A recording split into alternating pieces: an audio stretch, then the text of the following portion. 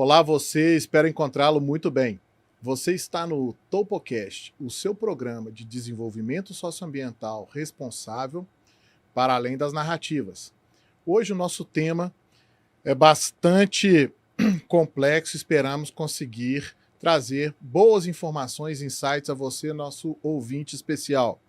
Vamos falar da transição energética e os principais desafios do setor energético brasileiro.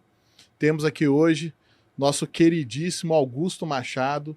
Ele vai ter oportunidade de se apresentar, porque o currículo dele é muito complexo para esse apresentador aqui poder decorar.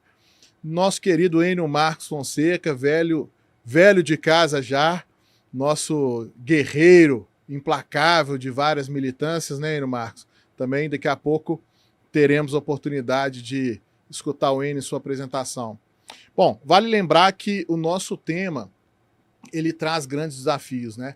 Entender um marco regulatório como a MP 1300, com mais de 600 emendas, meus amigos, 600 emendas, uma disputa pela relatoria do grupo de trabalho, que vem movimentando os bastidores em Brasília.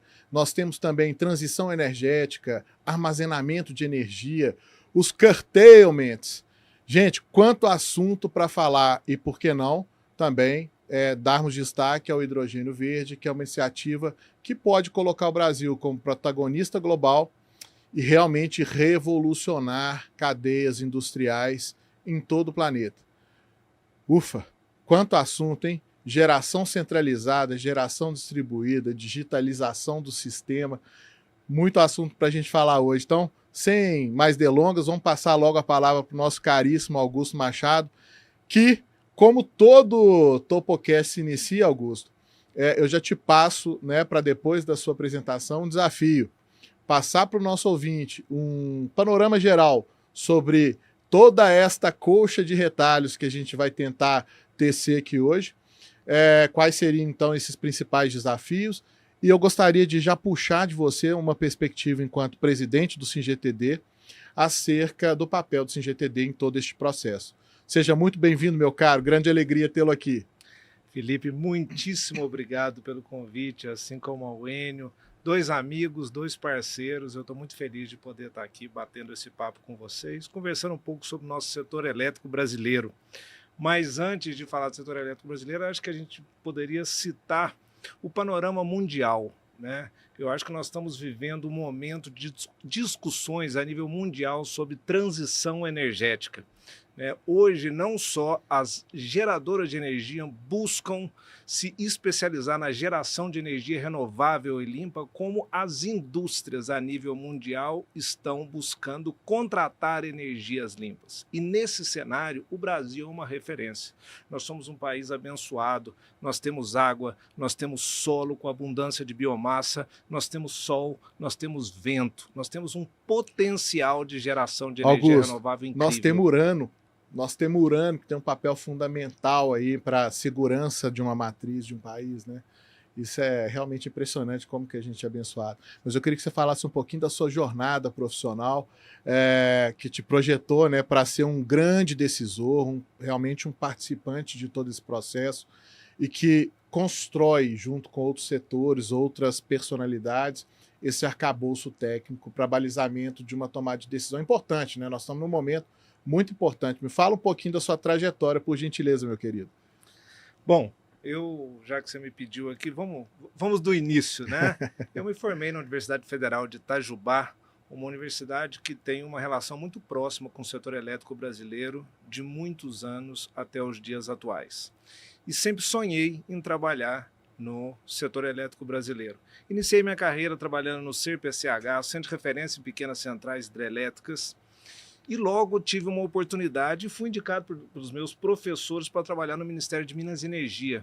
Trabalhei durante 4 anos no Ministério de Minas e Energia e foi uma experiência incrível. Lá eu pude, de fato, conhecer o setor elétrico brasileiro em todas as suas subdivisões e nuances. Foi um período de aprendizado muito grande, até que tive a oportunidade de vir para o grupo onde eu estou hoje, aqui inclusive sediado em Belo Horizonte, né, mas também com escritório em Brasília e em Salvador, que desenvolve, constrói e opera empreendimentos de energia renovável.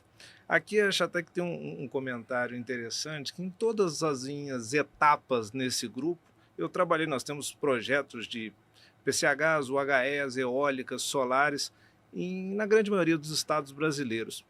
E eu sempre trabalhei, apesar de ser mineiro, em todos os estados que o grupo tinha projetos, menos em Minas Gerais. É um estado onde eu menos trabalhei. Lógico que toda vez que surgia um problema, nós íamos para a sala de reunião e discutimos os assuntos. Eu ajudei a solucionar problemas, mas eu não estava no dia a dia. Assumi Minas Gerais há pouco tempo atrás. Por que eu estou contando essa historinha? Porque eu conhecia pouco os atores de Minas Gerais e recebi um convite do próprio grupo a participar do processo eleitoral do SINGTD. Olha só. Então, assim, foi uma surpresa. Eu até, num primeiro momento, levei um susto, mas como eu gosto muito de desafios, topei. Falei assim, eu topo.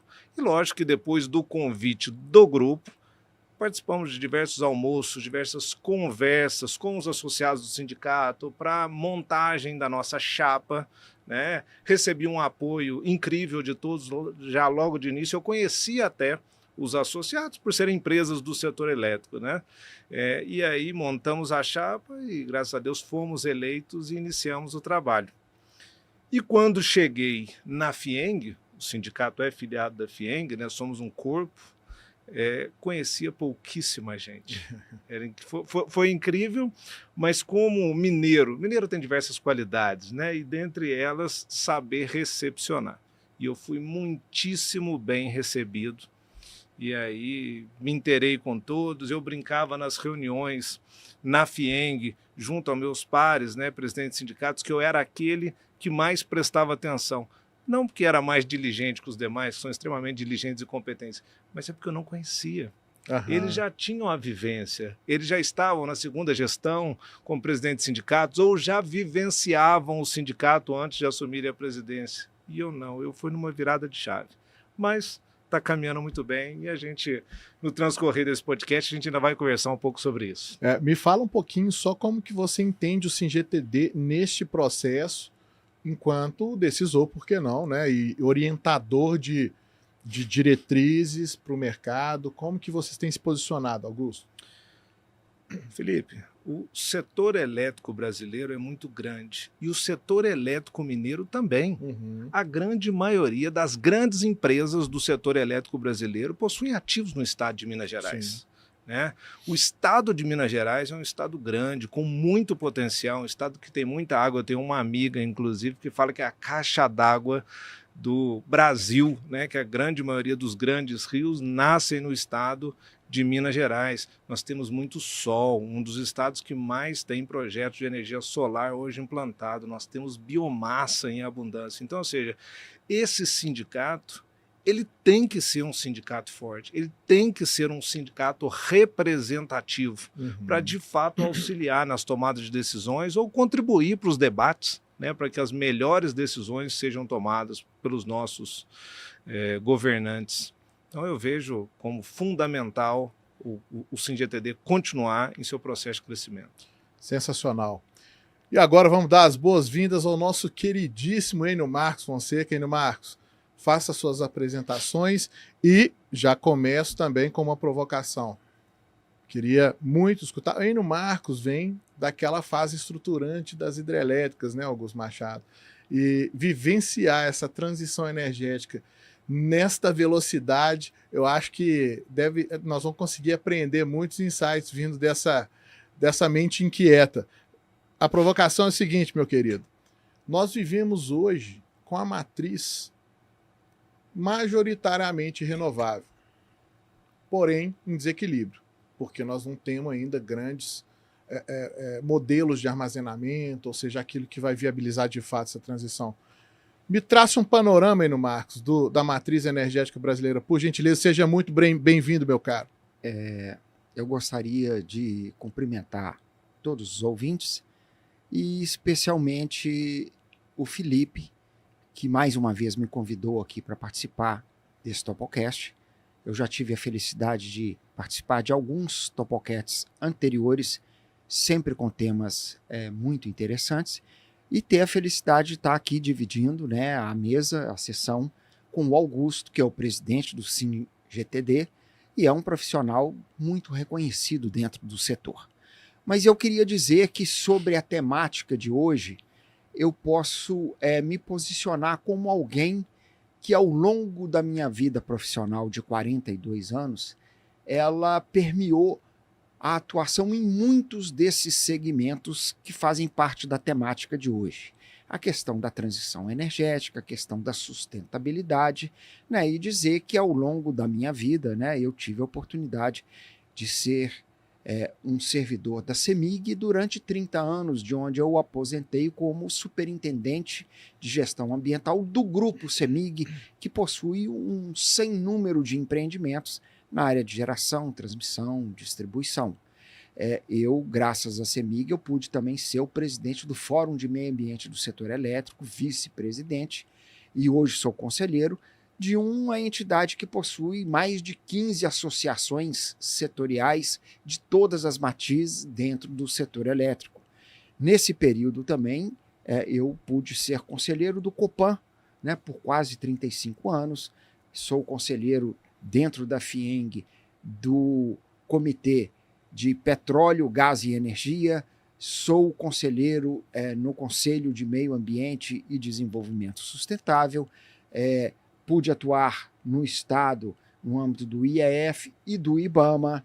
Eu tenho uma empresa também de consultoria ambiental estratégica e atuo também na área da mineração, né, onde hoje eu sou diretor de meio ambiente da SAM, né, Metais, e também na área do agro, como consultor, diretor de sustentabilidade da Alagro, da Academia Latino-Americana. Então, a sustentabilidade é que me permite, né, tratar de todos esses temas que envolvem aspectos que são muito ligados, né? Sustentabilidade, transição energética, custo, segurança energética, está tudo muito junto num contexto. Então, para permitir que mais questões possam ser ditas, eu vou só dizer o seguinte, que até muito recentemente a nossa matriz elétrica e energética sempre foi uma referência mundial e ainda é, mas num contexto em que 90% ou mais da geração elétrica brasileira era suportada pelas usinas hidrelétricas. Hoje, com o avanço das energias alternativas, nós já caímos para 60%, 55% e estamos reduzindo de forma sensível e perigosa esse percentual que sempre foi aquele que deu mais segurança energética para o país. E está entrando no lugar outras fontes energéticas limpas também, que são as fontes eólicas, solares, biomassa, biocombustível, que tem um aspecto, em boa parte delas, que é serem fontes que não são firmes, e isso é muito importante num contexto de segurança energética para o país. Mas, de qualquer maneira, nós continuamos tendo na matriz energética um desempenho 4 vezes maior do que o mundo.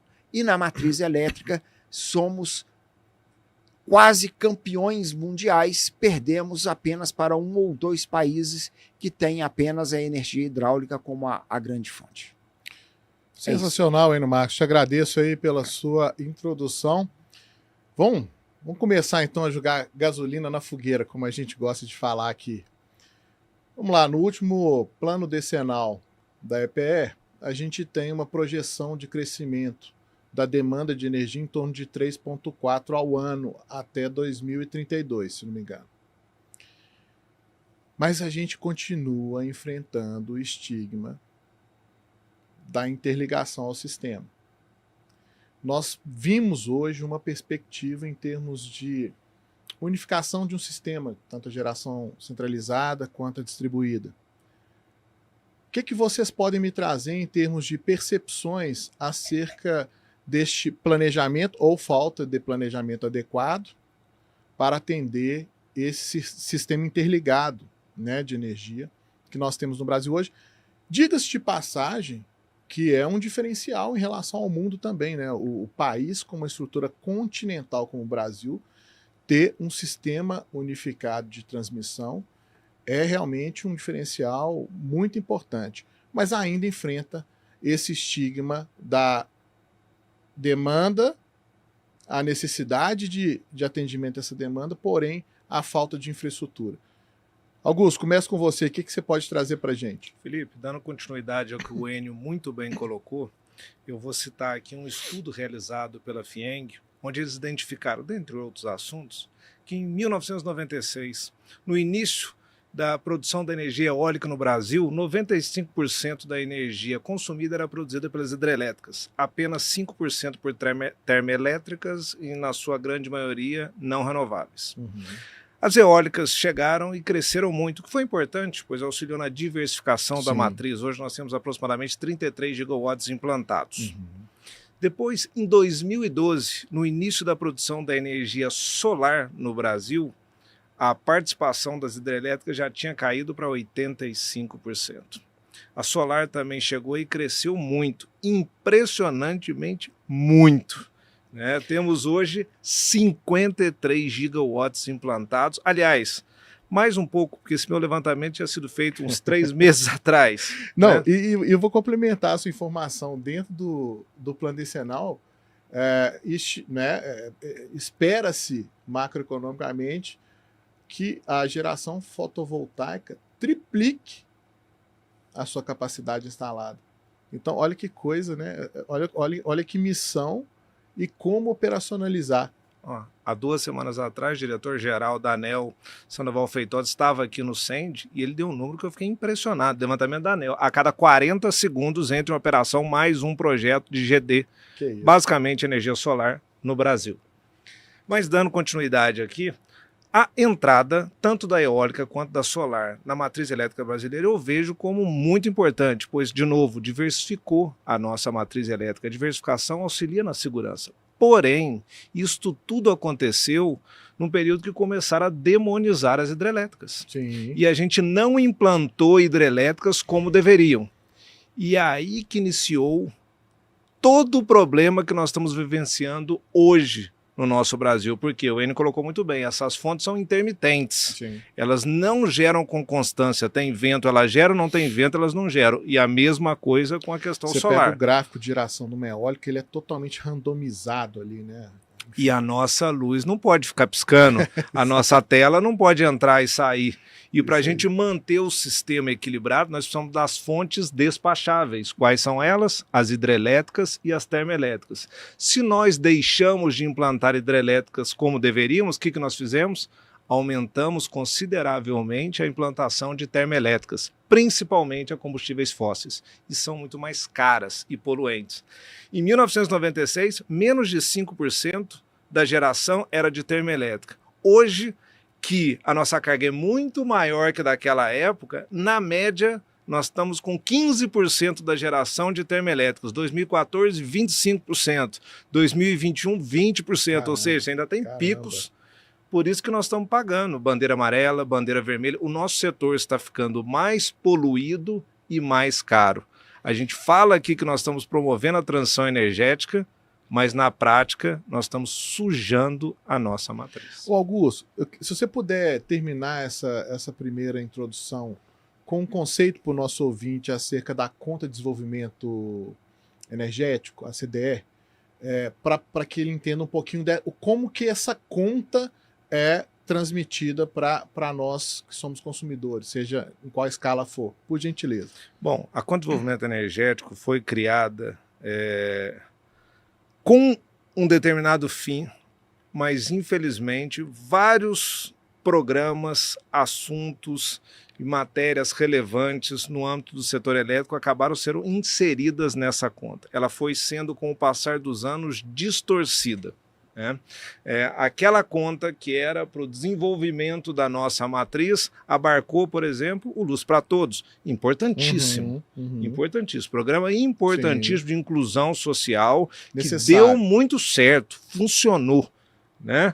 Mas acabou sendo custeado. Marcos participou, né, no Marcos, desse processo. Tivemos a oportunidade lá na CEMIG de conduzir o programa Luz para Todos e outros nomes congêneres durante muitos anos. É um programa importantíssimo no Brasil inteiro de inclusão. E essa conta, ela é repassada para todos nós, consumidores, né?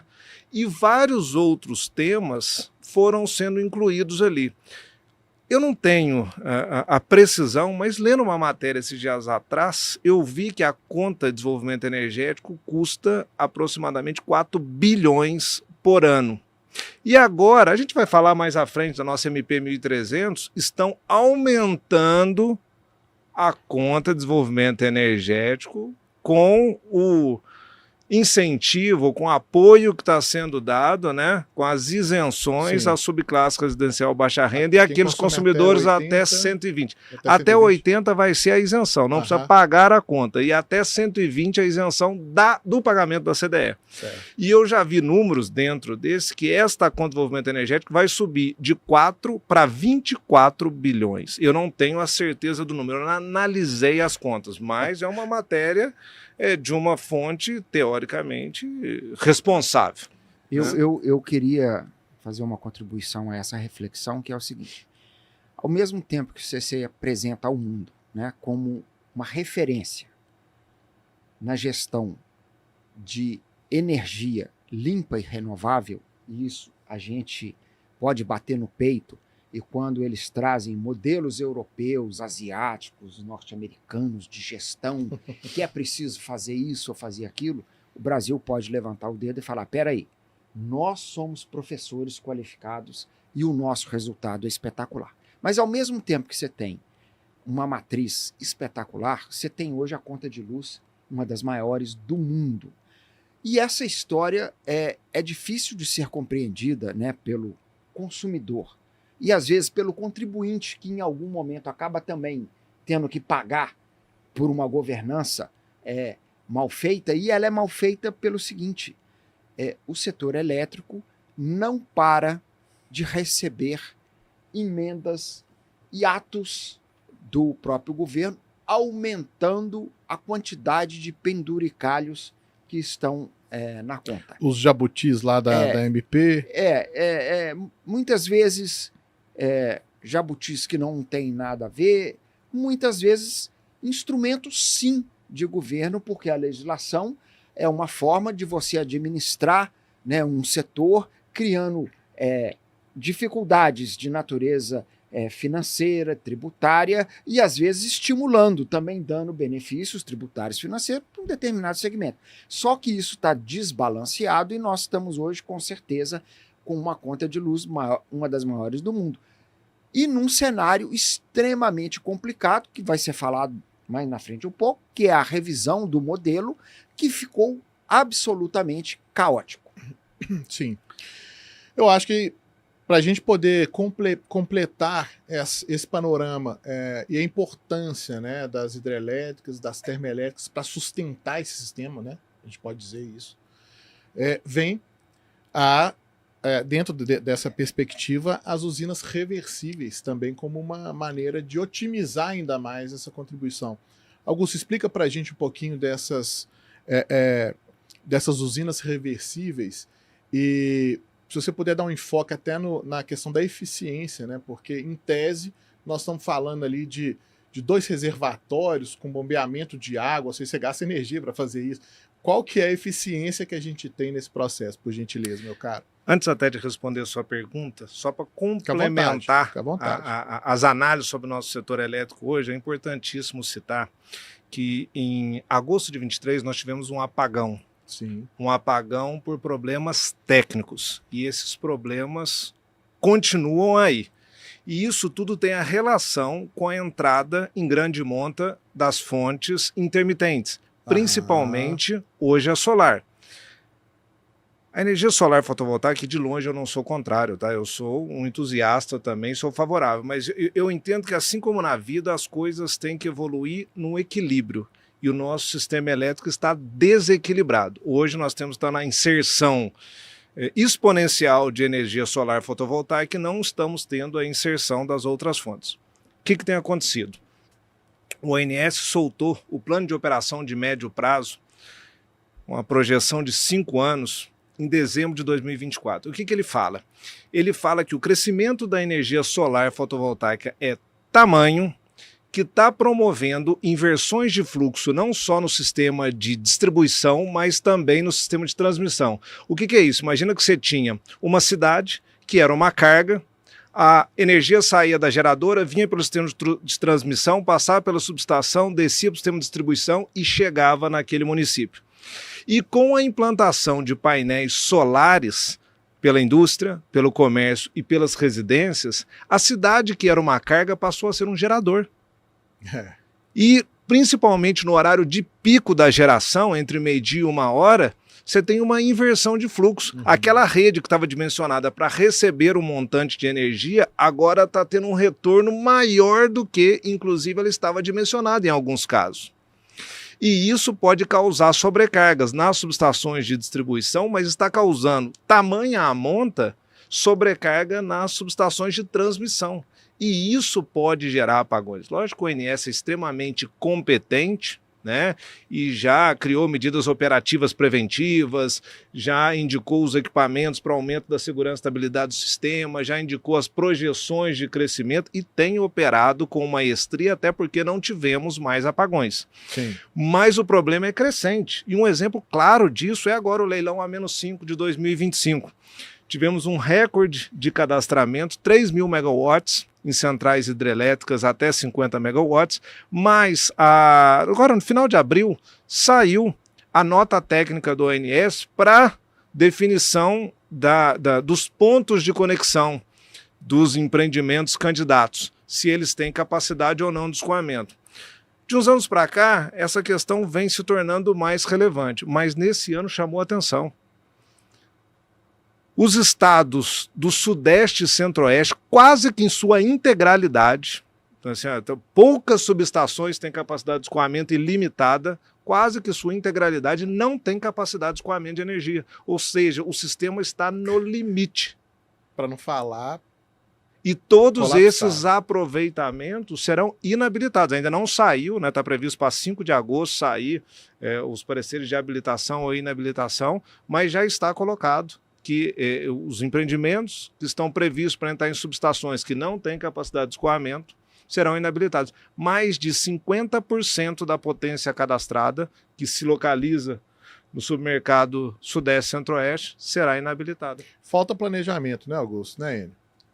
Olha, eu diria que o setor elétrico, ele se caracteriza dentro do governo, isso não é de hoje, ao longo das últimas décadas, como o setor que tem o melhor planejamento de governo dentre todos os setores governamentais. Sim. O plano, conhecido como plano decenal, ele, na verdade, ele tem algumas vertentes, que é o 30 anos, é o plano de 5 anos, é o plano anual, e isso é feito pela empresa de pesquisa energética, que é uma empresa ligada ao Ministério de Minas e Energia.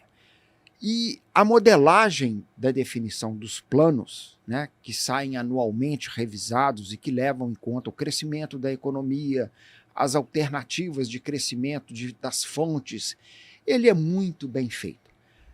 No passado, esse plano ele era determinativo, e isso faz uma diferença enorme, porque o governo definia que ia fazer aquela usina hidrelétrica e ela entrava no planejamento financeiro de governo, e naquela época o governo era o grande agente. Os tempos mudaram, houve a privatização, então agora você não tem mais empresas de governo capazes de serem os agentes executores. O mercado agora é um mercado aberto, nós temos centenas de empresas que atuam em todas as áreas, e aí o plano decenal apresenta oportunidades, só que o empreendedor vai avaliar o custo-benefício, o risco financeiro, o risco ambiental, né, de poder fazer, e aí você passa a ter uma gestão que é muito mais complexa para isso viabilizar. Mas o que eu quero pontuar e trazendo ainda um aspecto de segurança energética. Recentemente, mês passado, ou um pouquinho mais, a gente assistiu um episódio de um desligamento ali na Europa, em especial Portugal e Espanha, que impactou uma região expressiva durante quase 2 dias, e aí inicialmente falaram que eram, ataque cibernético, disco voador, uma mudança climática que veio do fundo do mar e fez, né, uma mirabolante alteração atmosférica e coisas desse tipo. Mas, no final das contas, né, as análises que ainda estão, né, de fato, né, acontecendo, mostraram um problema que é o problema que o Brasil vive hoje. A administração do sistema passou a ser muito mais complicada com a utilização cada vez maior dessas fontes alternativas que são intermitentes e que lá na Europa tiveram um agravante que foi a eliminação das fontes clássicas, a nuclear. Vários países deixaram e desativaram, em vários países se desligaram fontes de carvão, fonte de petróleo, e isso colocou o sistema na mão dessas fontes alternativas e a falta de investimento nas estruturas de linhas de transmissão e de sistemas que dão a segurança energética.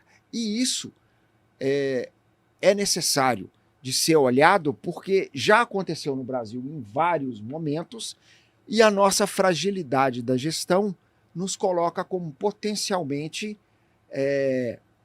possíveis de vivenciarmos essas questões, principalmente se a gente tiver, por exemplo, extremos climáticos que possam fazer com que os nossos recursos hídricos entrem num nível muito baixo que impeçam a segurança energética das fontes hidrelétricas de suportarem, o que vai nos levar à utilização das outras fontes que são seguras, que são, por exemplo, as térmicas, né, a petróleo, um pouco de carvão no sul, que é necessário, porque se a transição ela é justa, ela leva em conta também os aspectos de empregabilidade social, que naquela região precisa de ser mantido. Então, realmente, o que está sendo discutido no Congresso é em função dessa complexidade e não há uma governança mágica, fácil de ser feita, porque o sistema ele quase que foi desconstruído para ser reconstruído nesses moldes e está sendo difícil a manutenção da segurança para todo o nosso país. Mas isso não quer dizer que a gente não possa aqui fazer exercícios de razoabilidade, né, Marcos? Para que a gente possa trazer eventuais perspectivas em termos de visão estratégica para essa estruturação, né? E aí, nesse sentido, que eu vou reforçar aqui a pergunta das usinas reversíveis. Há como potencializar ou otimizar essa geração, no sentido que o Enio falou brilhantemente, né, com relação ao papel que as hidrelétricas têm hoje para um nivelamento dessa carga do sistema. E, além disso, para além dessa otimização, eu gostaria de entender um pouquinho mais sobre a eficiência desses sistemas. Por favor, Augusto, porque aí a gente vai vir, de agora em diante nós vamos vir bem tac-tac, pontuando uma série de estruturas que podem contribuir dentro desse cenário de transição energética. Vamos lá. Sem dúvida. Só fazer um comentário em relação à fala do Enio, excelente, é que o nosso planejamento no passado era determinativo e hoje ele é orientativo. Isso. E isso, logicamente, tem seus problemas, né? Porque eu planejo algo, se não acontecer, tudo bem, né? E é isso que vem acontecendo. E aí ele passa a ser responsivo, né? Responsivo e não ativo. Exatamente. Bom, mas vamos falar sobre as hidrelétricas reversíveis, na verdade, sobre as opções de armazenamento. No atual momento que o nosso setor elétrico encontra-se com muitos problemas operacionais, eu vejo o armazenamento como uma questão chave. Para a continuidade do nosso setor. Inclusive, o SINGETD tem feito uma série de webinars sobre este tema, porque no Imersão Indústria de Outubro, o maior evento organizado pela FIENG, nós vamos ter nós vamos coordenar um dia para discutir armazenamento de energia. Nosso primeiro webinar foi sobre hidrelétricas reversíveis, que você bem solicitou e eu já vou falar. Nosso segundo foi sobre biomassa, né? Tratamos sobre o assunto biomassa, porque a biomassa pode e deve ser armazenada e utilizada no despacho ótimo do sistema. O terceiro foi sobre baterias e nós vamos fazer mais dois. a importância dos reservatórios e o último, hidrogênio verde. Pois é, nós vamos falar um pouquinho de cada um desses aqui, hein? Isso. Mas vamos falar sobre hidrelétricas reversíveis. Infelizmente, apesar de termos um potencial incrível no Brasil, nós ainda não temos um projeto deste em operação. E são interessantíssimos, porque com pequenos reservatórios, com baixo impacto ambiental, eu falo reservatórios porque são dois, né? Você tem um amontante e um ajusante, você consegue gerar potência em escala. E é isso, inclusive, que países europeus, nos Estados Unidos, eles têm feito, né? Era importantíssimo a gente começar a desenvolver esses projetos ao mesmo tempo que a gente discute as regulamentações e o processo de licenciamento ambiental. Mas é importante dizer, é um processo de armazenamento. Como todo processo de armazenamento, você não gera energia, muito pelo contrário, ele tem perdas, né? E tem custos. Então, quando a gente coloca um processo, um empreendimento de armazenamento, sendo ele uma hidrelétrica reversível, uma bateria, né? Ou mesmo um reservatório, você tem perdas no processo. E isso tem que ser analisado com muita cautela, porque aumenta o custo do sistema. Sim. Você não tem uma geração adicional de energia para cumprir com o crescimento do consumo. Você tem um processo de armazenamento para armazenar quando você tem um excedente de energia. No caso do Brasil, com esse crescimento exponencial da energia solar ali no meio do dia, né? Entre 10 horas e 3 horas da tarde, você armazena essa energia para poder injetar no sistema sempre que necessário. É interessante, e aí a gente já vai puxando o fio do novelo aqui, Enio, você vai me ajudando, porque é o seguinte, no caso das usinas reversíveis, você tem ali uma recuperação de entre 75% e 85%, né, da energia que é gasta para poder gerar mais energia. E aí, já puxando para o hidrogênio verde, aí essa eficiência cai bastante, né? Porque você gasta energia para transformar a energia em hidrogênio verde e depois você gasta também energia para poder retransformá-la em energia disponível. E para mim o ponto-chave, o ponto-chave é porque é um combustível nobre, Sim. muito demandado para a indústria. Pode ser utilizado como uma forma de armazenamento? Sim, mas é um combustível nobre e um combustível caro, Caríssimo. que eu acho que ele tem uma utilização mais importante na indústria do que para esse fim. Mas, é claro, é uma fonte. E você ganha, nesse sentido, você ganha a capacidade de transportar a energia, né? Para outro território. Acho que é aí que está o maior ganho, eu diria. Eu queria fazer uma contribuição voltando ao conceito armazenamento, né? Nada é mais eficaz do que alguns conceitos de armazenamento muito interessantes. Grandes barragens armazenam água. A água é energia acumulada para utilização nos momentos necessários em que ela se faz necessário. E não é apenas para girar turbinas, né? A energia da água é a energia da vida. Ela serve para a produção agrícola, ela serve para a produção de alimentos, o abastecimento urbano, turismo, e tudo isso é energia que se apresenta para a sociedade. Nós já tivemos no passado 2 ou 3 anos de acumulação de água capazes de atender as demandas do país. As barragens de grande porte foram demonizadas e durante já alguns anos os planos decenais já não têm e não contemplam mais os grandes reservatórios, e isso fez com que hoje você tenha menos de 6 meses de volume útil para atender, né, esse tipo de demanda para o país. Quando você acaba com essa água e entra num regime crítico, né, de necessidade de fazer reduções, você vai ter que se valer das outras fontes térmicas em especial para garantir o sistema, porque uma indústria, por exemplo, não pode imaginar que sem baterias que vão armazenar a energia eólica ou a energia solar ou a energia de biocombustível ou de biomassa, as baterias que existem hoje não seguram mais do que 2 horas. Você tem uma fábrica que precisa operar durante 24 horas, você vai ficar extremamente inseguro de que não entre no sistema uma energia firme e segura. Por isso que eu tenho até uma opinião muito pessoal de que é preciso olhar com muito cuidado, né, um desenho que diga que nós não podemos ter energia vinda de fontes térmicas, porque o cenário é, se não vier da fonte térmica, porque acabou a energia hidráulica, você vai vir de onde? Pode ser de energia nuclear, que é uma energia limpa, que não emite nada, e a Europa está voltando à construção e à retomada da utilização de energias nucleares, e o Brasil patina na decisão de terminar Angra 3. Mas você precisa ter uma determinada fonte que consiga suportar, e pode ser sim a fonte nuclear capaz de atender. E vou terminar aqui falando da história do hidrogênio, porque muito se fala.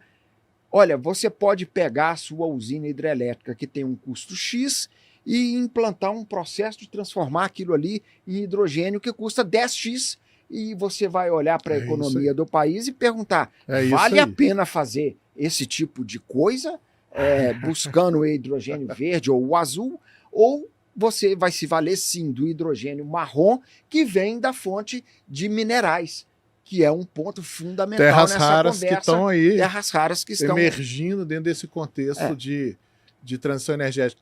O Augusto, o Enel, ele vem sempre aqui.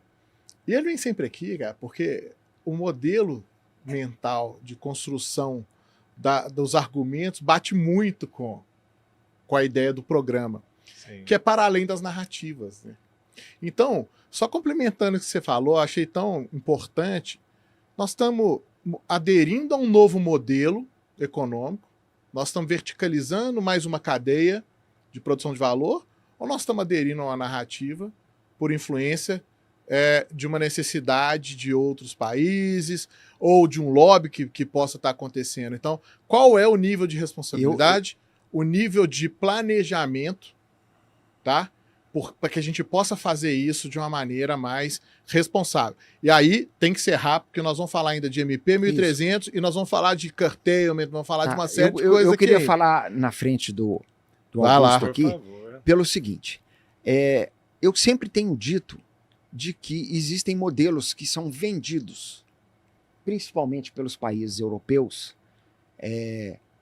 e também pelos Estados Unidos, mas principalmente a comunidade europeia é pródiga na definição de certos valores, e aí na história da energia, aquele discurso que é amparado nas COPs, pela ONU, através das ODS.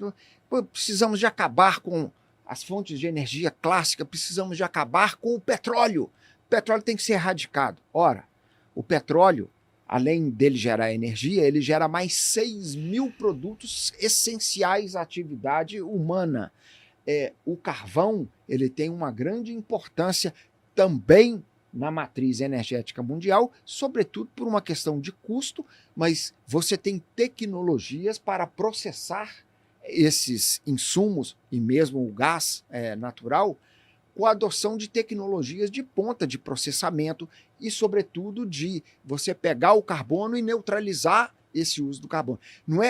O mal não é aquele que mais polui, é aquele que o balanço energético é negativo, porque você pode ter uma emissão de carbono e ter técnicas de neutralizar dentro do processo.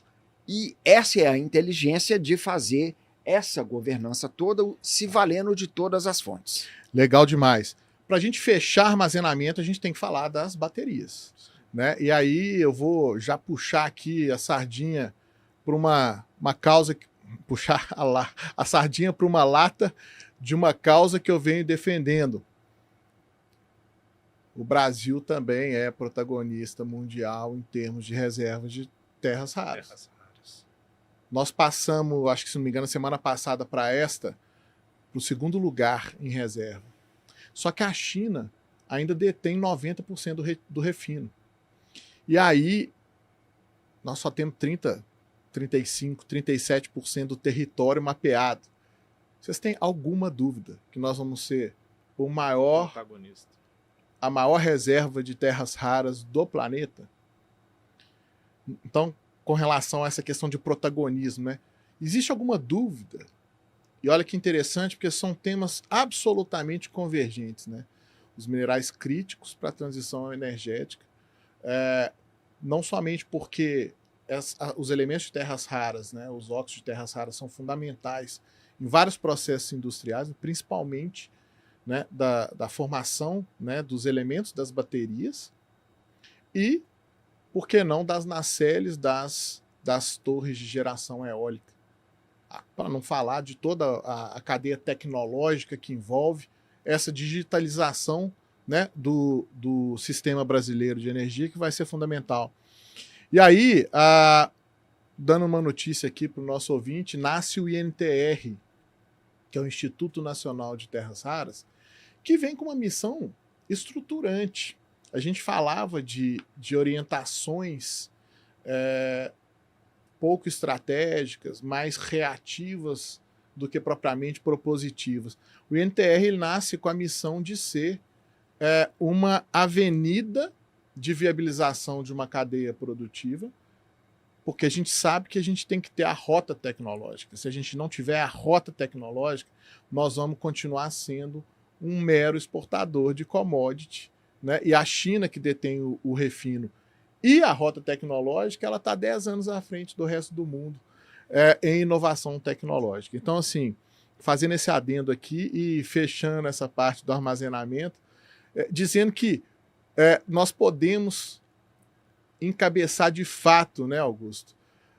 Enio, encabeçar de fato a transição energética com todos os insumos, condições, tecnologias, saberes e vivências do passado, mas que isso seja feito com responsabilidade socioambiental. E eu queria só corrigir um pequeno ponto da sua fala. As grandes hidrelétricas, elas foram demonizadas muito por conta da forma como elas foram implementadas. Existem vários cases, né, de grandes reservatórios que foram formados sem o respeito devido às comunidades que estavam dispostas nas áreas de influência desses reservatórios. Então, a sociedade também foi muito sensibilizada por essa falta de participação nos processos de tomada de decisão, isso há que ser dito. Mas não desabonando a necessidade e a importância dessa participação para que esses novos planos estratégicos sejam construídos, de fato, com responsabilidade de maneira justa. Felipe, eu gostaria de dizer que é preciso entender o tempo das coisas. Então, muitos dos empreendimentos de grande porte foram construídos a uma época em que você tinha uma legislação diferente. Sim. As pessoas não podem esquecer que existia a Área de Segurança Nacional, Sim. que era um instrumento poderosíssimo pelo governo militar. Você chegava e definia. E, portanto, quem estivesse ali não tinha muitas alternativas. Então, era assim que era feito e não foi de uma maneira incorreta à luz daquela época. Hoje não se faz mais assim, porque hoje tem estudos ambientais, tem necessidade de licença social. Mas eu só queria dizer uma coisa, que o INTR tem o Felipe como presidente. E isso é muito importante. Porque... E tem o nosso Enio como diretor executivo institucional. Excelente. Então, né, o INTR realmente, né, ele nasce com um belo propósito e sob a liderança... Você deu spoiler, Enio Marcos. do deu Felipe. Spoiler. E o Deu INTR spoiler. precisa caminhar junto com a nossa FIENG, que tem feito um trabalho muito forte, que sem dúvida o Brasil vai ser um protagonista, mas o estado de Minas Gerais tem um potencial de terras raras E diga-se de passagem, fantástico. já saiu na vanguarda a FIENG, né, com um grande projeto que envolve vários players do mercado minerário brasileiro. Eu tive a oportunidade de ir lá conhecer o CIT-TR, é realmente uma estrutura sensacional. invejável. E já temos várias tratativas em andamento, porque a gente, dentro dessa perspectiva de construção de uma soberania que nasce no subsolo e floresce na indústria, Augusto, ela tem que ser uma avenida de oportunidade e não discursos pontuais e não articulados e convergentes. Então, é dentro dessa perspectiva de união de quem tem interesse em construir Brasil, para que a gente, de fato, consiga atingir É isso essa aí. tão desejada soberania, né? Nós precisamos conhecer o nosso subsolo, nós temos que minerar e extrair esse potencial fantástico, mas nós temos que aprender também a industrializar. Desenvolver Esse a rota laboratório da tecnológica, FIENG de imãs de terras raras é sensacional. sensacional. A E a ideia é gente fantástica. precisa isso. A gente tá Fazendo junto. um comentário aqui em relação ao que ele citou, concordo plenamente, não vai existir um setor elétrico, um sistema sem as termoelétricas a combustíveis fósseis. Elas serão sempre necessárias. O problema nosso hoje é o desequilíbrio. Sim. Nós não estamos crescendo com equilíbrio. E eu espero, conheço pessoas que eu respeito muito, inclusive, tecnicamente, que dizem que nós não teremos mais grandes hidrelétricas com reservatório no Brasil. E eu não gosto de pensar assim. Eu acho que as hidrelétricas são importantíssimas e é a forma mais eficiente de armazenamento para geração de energia, de potência, de serviços ancilares. Para armazenamento de água, inclusive, Sim, né? e Num de cenário de energia. crise E de climática. energia. E como o Enio falou muito bem, né? Água é energia.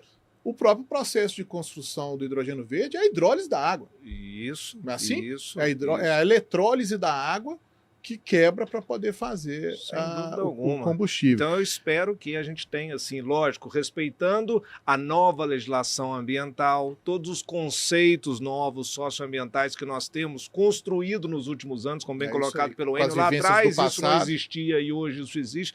Com todo esse respeito, eu entendo sim que nós temos que voltar a implantar grandes É isso hidrelétricos no Brasil. Com os aprendizados do passado, a gente seguir Mas- para um desenvolvimento responsável. Gente, agora a gente vai falar de MP 1300, porque já está acabando o nosso programa, eu preciso falar desse tema aqui. Augusto, a palavra está com o senhor. Vamos lá. Eu vou fazer 3 críticas, já que a gente tem pouco tempo, vamos focar nas críticas. Primeiro, a MP não abordou os reais problemas do nosso setor elétrico brasileiro que a gente comentou aqui. O problema de desequilíbrio, de um incentivo exacerbado para a fonte solar fotovoltaica que está crescendo de forma exponencial e trazendo problemas para o nosso setor elétrico. Então, para mim, é a primeira falha da nossa MP. Segundo ponto, tem 2 medidas que eu entendo como eleitoreiras.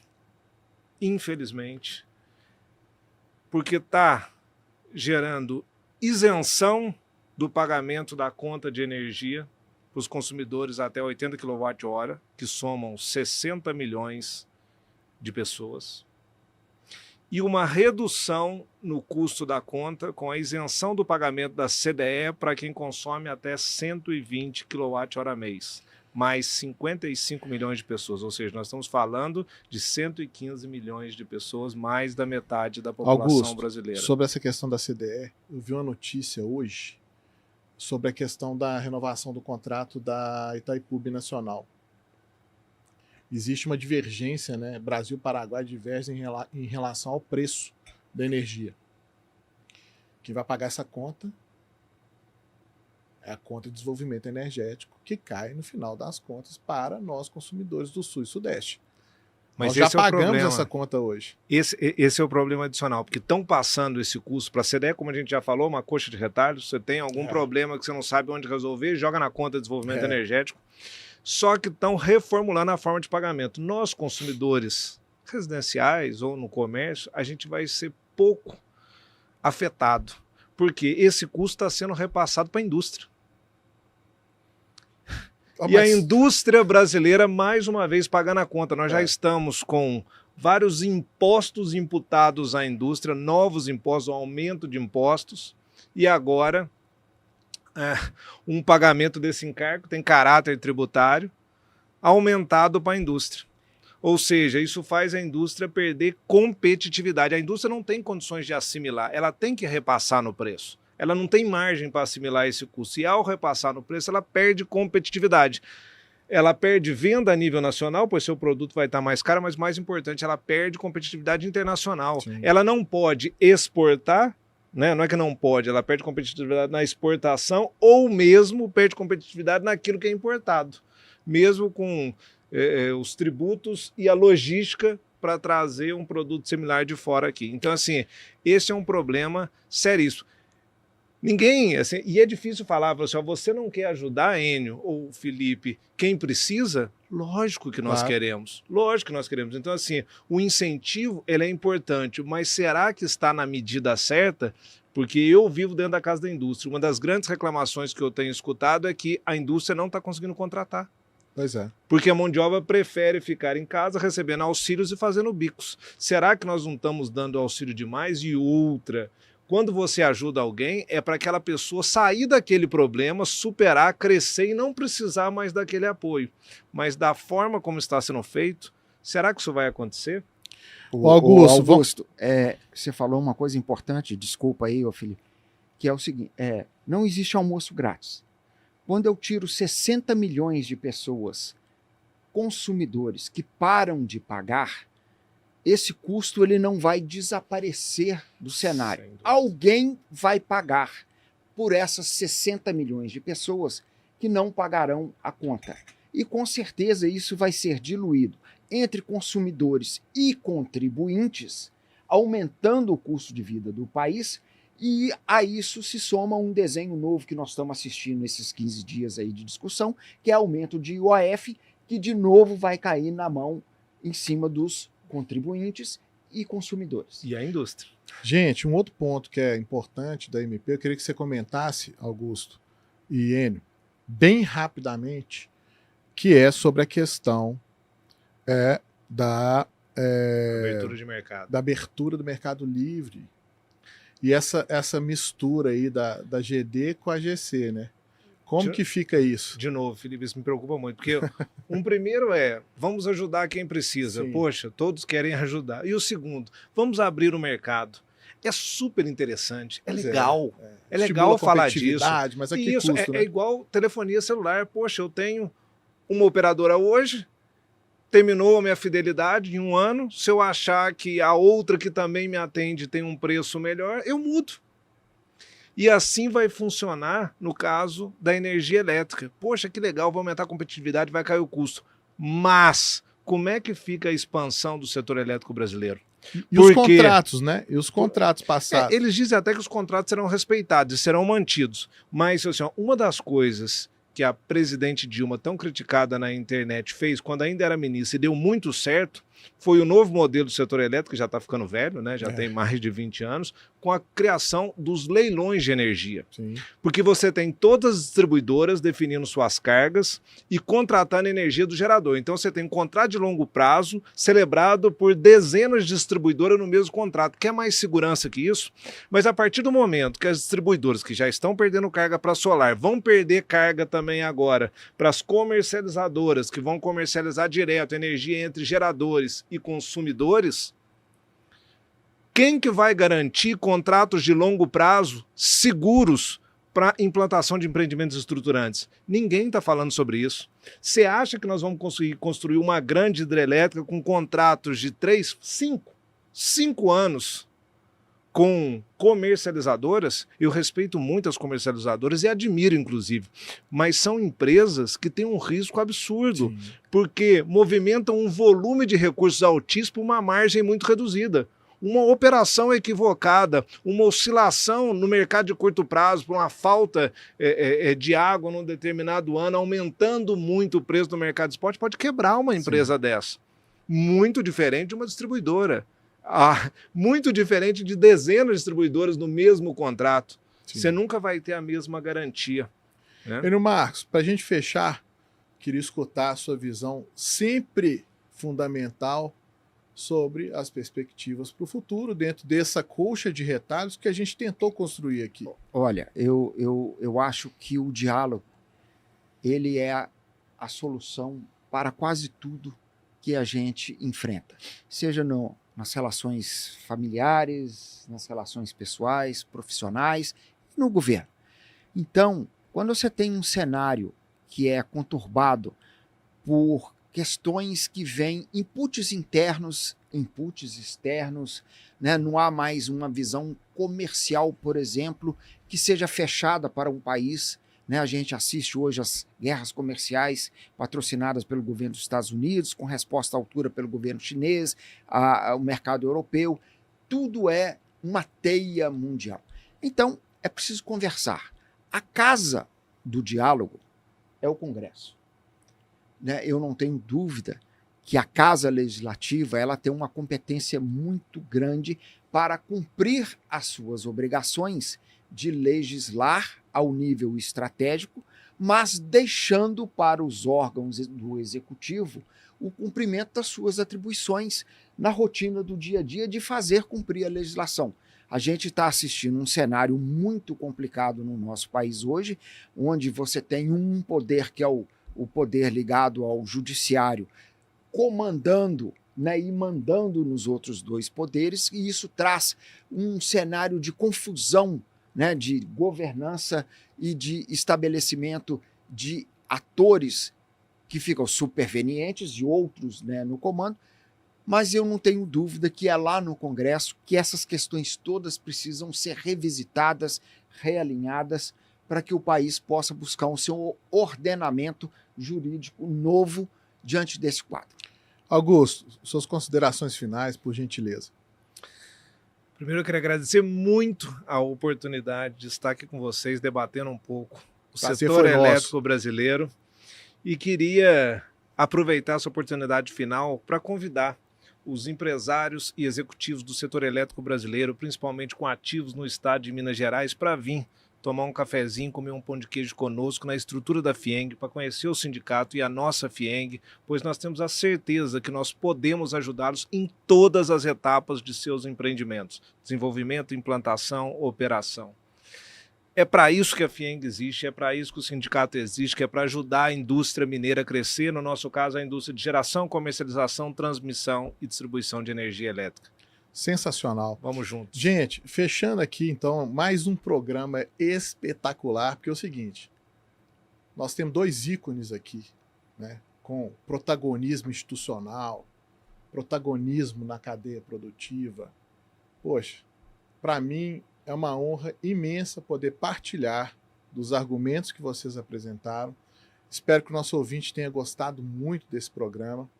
Eu não tenho dúvida que ter bons homens com bons corações em posições de decisão e munidos do espírito de construção de Brasil, certamente a gente vai ter resultados expressivos pela frente. Então, amém. É dentro dessa mensagem que eu me despeço de você, ouvinte. Agradeço a presença do Augusto Machado, do Enio Fonseca, mais uma vez, muito obrigado, meu caro. Lembrando sempre, você está no TopoCast, o seu programa de desenvolvimento socioambiental responsável para além das narrativas. Um forte abraço e até a próxima. Muito obrigado.